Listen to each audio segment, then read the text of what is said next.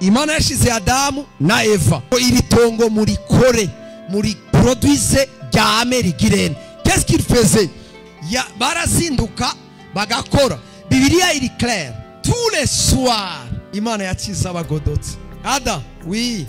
Mbe Eva ari mu gikoni, Imana ariko urazi gukunda bimazi ariko arakokereza. Sawa, bakicara mu rupangu, inkuru vyagenze gute, bimeze gute, yego amajirafe bagatera izo nkuru, nta vyingwara vyari. Imana ati sawa ndagiye nanje kuraba raporo y'ivyo nabahaye.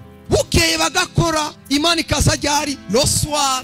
Ndatinyako muranyica. Ndatinyako abirirwa mu mahombi ya saa 3 basenga Imana idahari. Igakiza ku mugoroba bayage gasanga barusha bari muri bwa bucafu batakorose. Inaco gituma muzosanga abirirwa muri ivyo bintu vy'ibirago n'ivyumba bakenye abakretien beza bubaha Imana bakora ubuzi bwabo badandaza ivyabo bakaza kuri eglise ku mugoroba, nibo batera imbere, nibo batunga, nibo batanga dime. Babandi bakarago nibo bavuga ngo pastor yaguze ikoti ngo je ko batamfasha.